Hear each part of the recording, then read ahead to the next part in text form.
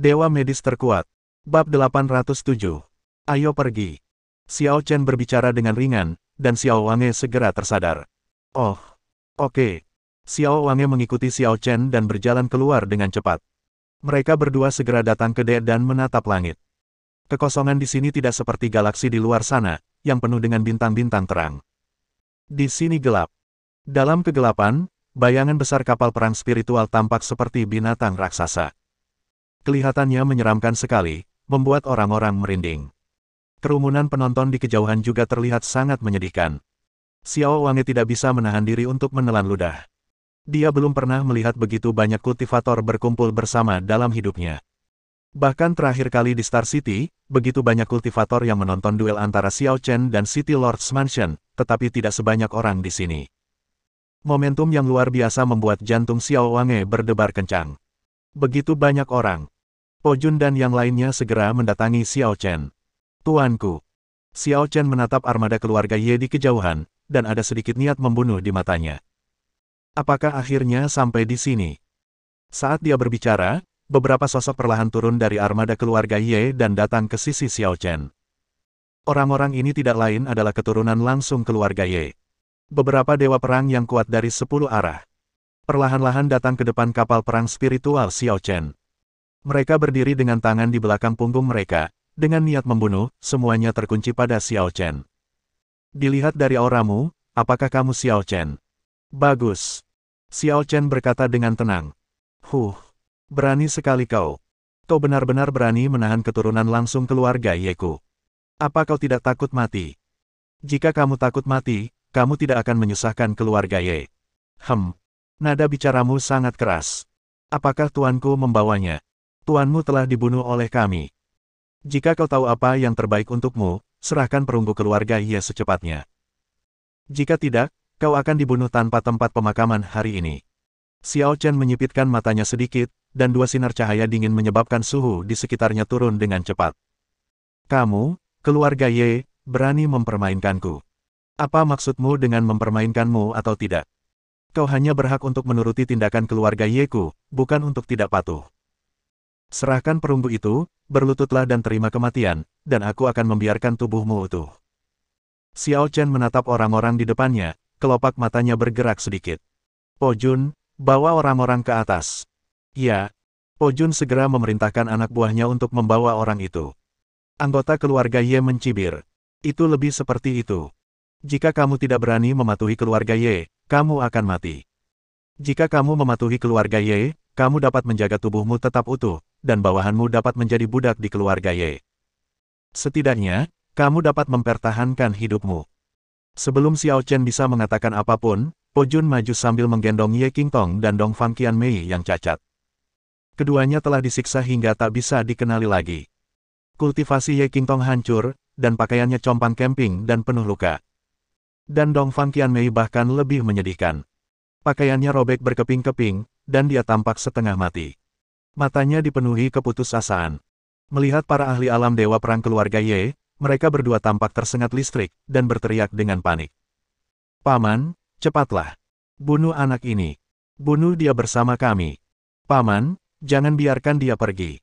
Perunggu. Semua orang berteriak dan bergegas, hanya untuk mendapati bahwa Xiao Chen telah membentuk formasi di suatu titik, mengisolasi mereka di luar. Beberapa dewa perang mengepalkan tangan mereka dan menatap Xiao Chen, berkata, Bajingan, kau pantas mati. Kenapa kau tidak segera melepaskan orang itu kepada kami? Cepat lepaskan dia. Kalau tidak, jangan salahkan aku karena berlaku kejam dan memenggal kepala kamu. Bebaskan mereka. Xiao Chen sedikit mengangkat bibirnya, seringnya muncul di wajahnya, lalu perlahan-lahan dia berjalan di depan Ye Qingtong. Dia menginjak kakinya.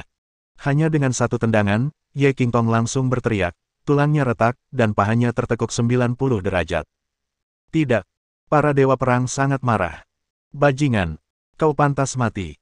Xiao Chen meliriknya dengan tenang dan berkata, ini adalah harga yang harus kamu, keluarga Ye, bayar karena berani menipuku. Begitu dia selesai berbicara, dia menendang Ye Qingtong lagi dan mematahkan kaki lainnya. Tidak.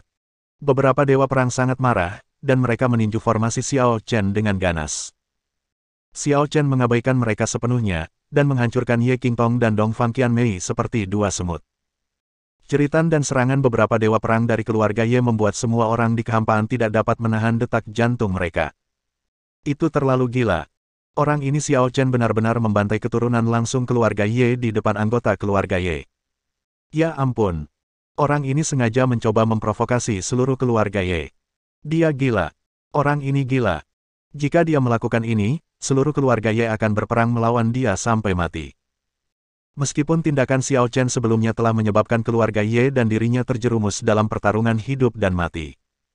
Pada saat ini, semua orang mulai bergerak.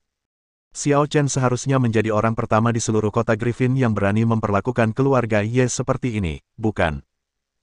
Akhirnya, setelah Xiao Chen benar-benar menghancurkan kehidupan Ye Qingtong dan Dong Fang Qianmei, beberapa dewa perang dari keluarga Ye juga menghancurkan formasi yang didirikan oleh Xiao Chen di tempat. Beberapa energi yang sangat kuat mengalir turun dan langsung menuju wajah Xiao Chen. Dasar bajingan, mati saja. Namun, Xiao Chen tidak terburu-buru dan langsung membalas dengan pukulan. Apakah aku takut padamu?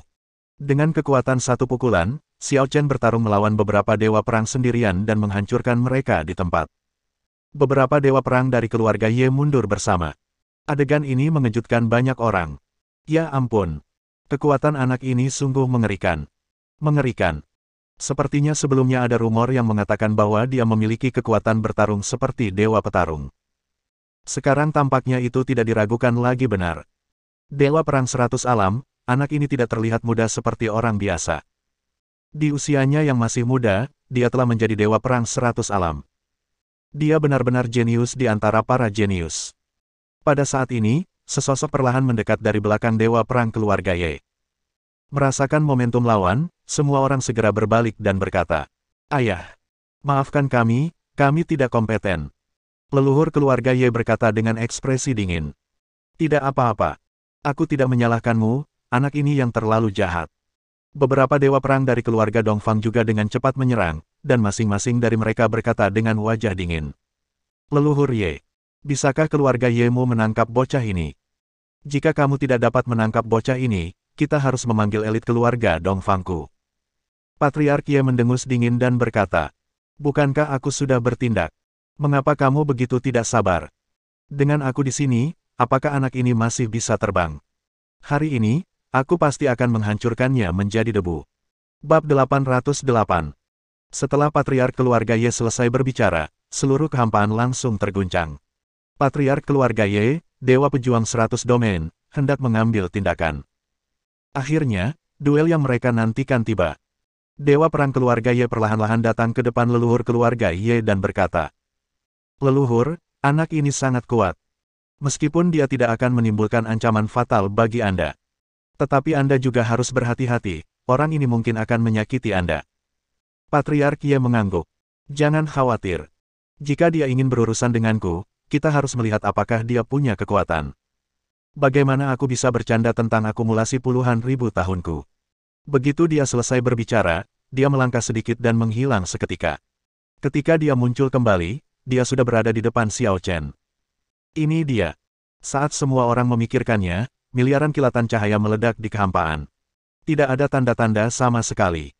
Mereka berdua telah menyerang 1 miliar kali. Hembusan angin mendorong ratusan miliar orang di sekitar mereka hidup-hidup. Energi super kuat itu menekan jantung orang-orang yang berdebar-debar. Detak jantung semua orang semakin cepat. Bukan hanya detak jantung mereka yang semakin cepat, tetapi bulu kuduk mereka juga mulai berdiri. Bulu kuduk mereka berdiri. Ya Tuhan! Apakah ini kekuatan Dewa Pejuang 100 Domain? Tidak mungkin untuk menggambarkannya dengan kata-kata. Ini seperti runtuhnya langit dan retaknya bumi. Bukankah memang seperti ini? Ruang itu hancur total, tetapi Xiao Chen dan leluhur keluarga Ye tampaknya tidak tergerak. Selama bertahun-tahun aku menghadapi lawan, tidak banyak yang bisa sekuat dirimu. Bocah, kau benar-benar punya trik. Xiao Chen berkata dengan dingin. Omong kosong. Tidak ada gunanya bicara lagi. Hari ini, aku akan menggunakan darahmu untuk mengenang tuanku. Hehe. Leluhur keluarga Ye tersenyum dengan penuh penghinaan, dan matanya memperlihatkan ekspresi seolah-olah dia sedang melihat orang mati. Memang benar kamu sangat mampu. Tapi sayangnya, jika kamu memprovokasi keluarga Yeku, kamu tetap akan mati. Apakah kamu memiliki kemampuan itu? Leluhur keluarga Ye menyipitkan matanya sedikit, dan menekan ke arah Xiao Chen dengan momentum besar. Xiao Chen menolak menyerah sedikit pun. Energi keduanya bertabrakan satu sama lain, menyebabkan penghalang ruang terpotong dan terbelah langsung dari momentum. Dalam kehampaan, seolah-olah terbagi menjadi dua dunia. Guntur dan kilat meledak darinya, semuanya adalah kilat ungu. Banyak orang melihat mereka berdua, dan mereka gemetar. Mereka berdua telah bertarung 1 miliar kali sekarang, tetapi mereka tidak pernah mencapai kekuatan seperti itu. Faktanya, pada saat ini adalah kekuatan kedua orang itu ke tingkat yang lebih tinggi. Depresi yang dalam muncul di hati setiap orang. Karena kekuatan tempur ini masih terus meningkat, di tingkat manakah kekuatan kedua orang itu?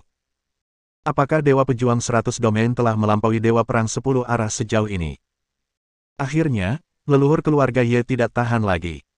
Dia menghentakkan kakinya dengan keras dan meninju lurus, seperti naga biru yang keluar dari laut, merobek langit dan langsung menerjang wajah Xiao Chen. Xiao Chen tidak mau kalah. Dengan satu pikiran, 9 sinar pedang mengembun menjadi seberkas cahaya dan melesat lurus ke arah lawan. Satu gerakan. Hanya satu benturan, tetapi kekuatannya jauh lebih besar daripada 1 miliar serangan sebelumnya. Konsep macam apa ini? Seluruh penghalang kehampaan hancur dalam sekejap, tanpa ada yang terlewat. Keduanya juga jatuh ke dimensi alternatif dan bertarung di dimensi alternatif itu. Leluhur keluarga Ye berkata dengan ekspresi dingin. Dasar bocah. Jangan kira kau satu-satunya yang bisa menggunakan sihir. Aku juga bukan orang yang mudah ditipu. Lihat tinju Dewa Naga keluarga Yeku. Dengan satu pukulan, angin dan awan pun padam, dan semua energi spiritual di kehampaan tampaknya tertarik ke tinju leluhur keluarga Ye. Kekuatan yang sangat kuat terkonsentrasi, menciptakan tekanan yang sangat besar, menghasilkan jejak cahaya listrik. Sebelum tinju itu diserang, tinju itu telah merobek penghalang ruang dua dimensi hidup-hidup. Dan ketika pukulannya benar-benar hancur, bahkan penghalang ruang 3 dimensi pun tidak dapat bertahan. Xiao Chen tidak mau kalah, dan pedang penghancur dewa menyerang pada saat yang sama. Sebuah pisau menghantam tinju Dewa Naga milik keluarga Ye, dan cahaya pisau itu langsung hancur. Kedua pedang itu saling bertabrakan, dan cahaya pedang pun terguncang. Ketiga pisau saling bertabrakan, cahaya bilah pedang bergetar, dan terus mundur. Namun, saat pisau keempat mengenainya, kecepatan mundur bilah pisau itu sudah mulai melambat. Kemudian pisau kelima, pisau keenam, dan pisau ketujuh.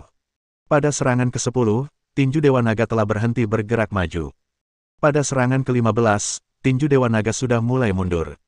Pada serangan ke-20, tinju Dewa Naga tidak dapat menahannya lagi dan mulai hancur berkeping-keping. Ketika semua 36 serangan datang, patriark keluarga Ye bahkan harus mundur. Sialan. Sambil mundur, leluhur keluarga Ye segera mengayunkan tinju Dewa Naga lainnya. Butuh 2 pukulan untuk sepenuhnya menahan serangan Xiao Chen. Gerakan ini, leluhur keluarga Ye, benar-benar kalah. Dalam sekejap, banyak orang tidak dapat menahan diri untuk tidak berseru. Ya Tuhan! Sangat kuat. Orang ini sangat kuat. Bahkan leluhur keluarga Ye pun dipaksa mundur olehnya. Sungguh mengerikan. Mungkinkah anak ini membunuh leluhur keluarga Ye? Kentut. Salah satu dewa perang keluarga Ye tiba-tiba meninju dan meledakkan banyak orang menjadi kabut berdarah di tempat. Leluhur keluarga Yeku belum menggunakan kekuatan penuhnya. Siapapun yang berani berbicara omong kosong di sini, jangan salahkan aku, keluarga Ye, karena bersikap kasar. Begitu kata-kata ini keluar, semua orang gemetar ketakutan dan langsung tutup mulut. Di medan perang, leluhur keluarga Ye tampak sangat serius. Aku tidak menyangka kau, bocah, benar-benar punya banyak trik. Ini di luar dugaanku. Sepertinya sudah saatnya bagiku untuk menunjukkan kekuatanku yang sebenarnya. Setelah kata-kata itu diucapkan, leluhur keluarga Ye menghentakkan kakinya, dan kehampaan pun menyala di tempat. Sebuah formasi tiba-tiba terbentuk dan membungkus Xiao Chen di dalamnya. Ini adalah formasi yang diwariskan dari keluarga Yeku. Begitu formasi ini digunakan, kekuatanku akan meningkat 3 kali lipat. Aku ingin tahu apakah kau masih bisa menjadi lawanku kali ini. Dengan teriakan lembut, leluhur keluarga Ye itu meninju lagi. Ambil satu lagi tinju Dewa Naga dariku. Kali ini, cahaya dari tinju Dewa Naga beberapa kali lebih kuat dari pukulan sebelumnya, dan cahaya tinjunya bahkan lebih tebal. Sinar cahaya itu diarahkan langsung ke wajah Xiao Chen. Di kehampaan, bayangan tinju emas besar muncul, menghancurkan langit dan bumi. Kemanapun ia lewat, penghalang kehampaan itu hancur. Namun, Xiao Chen tersenyum dengan sangat meremehkan. Sampah. Setelah berkata demikian, dia mengangkat tangannya dan menamparkan. Seni abadi, telapak tangan Samsara Agung. Begitu kekuatan telapak tangan keluar, telapak tangan itu berhadapan dengan tinju Dewa Naga dan menghalangi gerakan maju tinju Dewa Naga di tempat. Kemudian, dia meraihnya dengan tangan kanannya, dan telapak tangan Samsara Agung langsung menghancurkan tinju Dewa Naga. Bersambung.